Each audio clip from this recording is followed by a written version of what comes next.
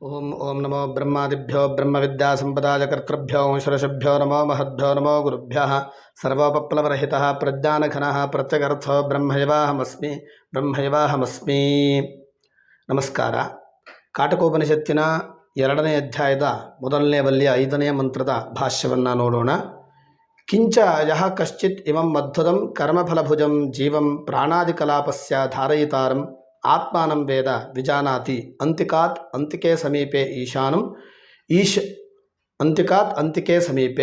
ಈಶಾನಂ ಈಶಿತಾರಂ ಭೂತಭವ್ಯಸ್ಯ ಕಾಲತ್ರಯಸ್ಯ ತತಃ ತದ್ವಿಜ್ಞಾನಾದೂರ್ಧ್ವಂ ಆತ್ಮಾನಂ ನ ವಿಜುಗುಪ್ಸತೆ ನ ಗೋಪಾಯಿತುಮಿಚ್ಛತಿ ಅಭಯಪ್ರಾಪ್ತತ್ವಾತ್.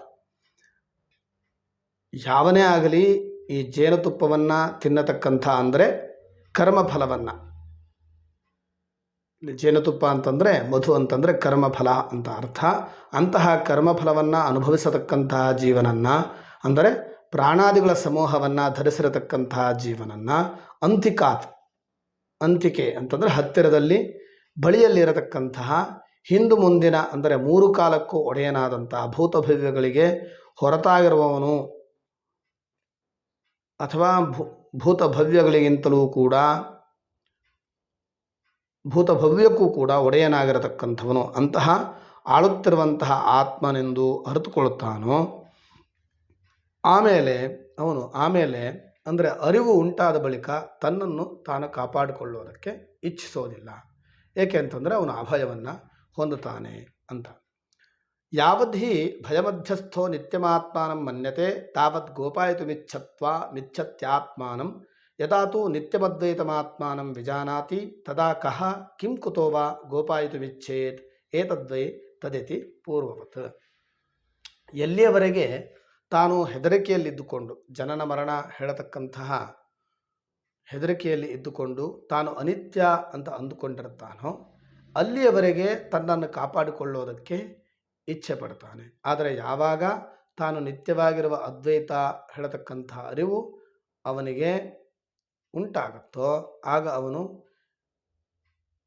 ಏನನ್ನು ಯಾವುದರಿಂದ ಕಾಪಾಡಿಕೊಳ್ಳಬೇಕು, ಏತದ್ವೈತತ್ ಅಂತಂದರೆ ಹಿಂದಿನ ಮಂತ್ರದಂತೆ ಇದಕ್ಕೆ ಅರ್ಥ ಮಾಡಬೇಕು ಅಂತಂದರೆ ಹಿಂದಿನ ಮಂತ್ರದಲ್ಲಿ ಸ್ವಪ್ನವನ್ನು ಜಾಗೃತಾವಸ್ಥೆಯನ್ನು ಸ್ವಪ್ನಾವಸ್ಥೆಯನ್ನು ಎರಡನ್ನೂ ಕೂಡ ಯಾವನಿಂದ ಕಂಡುಕೊಳ್ತಾನೋ ಅಂತಹ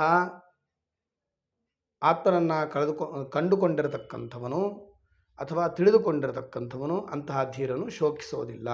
ಹಾಗೆ ಇಲ್ಲೂ ಕೂಡ ಏನು ಹೇಳ್ತಾ ಇದೆ ಅಂತಂದರೆ ಈ ಮಂತ್ರದ ಭಾಷ್ಯದಲ್ಲಿಯೂ ಕೂಡ ಯಾವನು ಕರ್ಮಫಲವನ್ನು ಅನುಭವಿಸತಕ್ಕಂತಹ ಜೀವ ತಾನು ಪ್ರಾಣಾದಿಗಳ ಸಮೂಹವನ್ನು ಧರಿಸಿರತಕ್ಕಂತಹ ಜೀವನೇ ತಾನೇ ಆತ್ಮ ಅಂತ ಅಂದುಕೊಂಡಿರುತ್ತಾನೋ, ಯಾವನು ಎಲ್ಲ ಸಂಸಾರ ಕರ್ಮಫಲಗಳಿಗೆ ಕಟ್ಟು ಬಿದ್ದಿರ್ತಾನೋ ಜನನ ಮರಣಗಳು ಹೇಳತಕ್ಕಂತಹ ಭಯ ಅವನಿಗೆ ಕಾಡ್ತಾ ಇರುತ್ತೆ.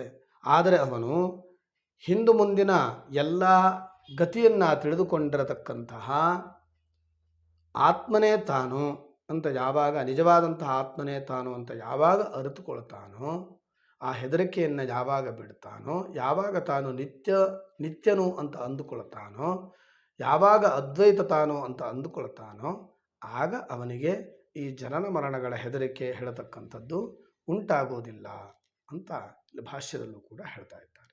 ನಮಸ್ಕಾರ.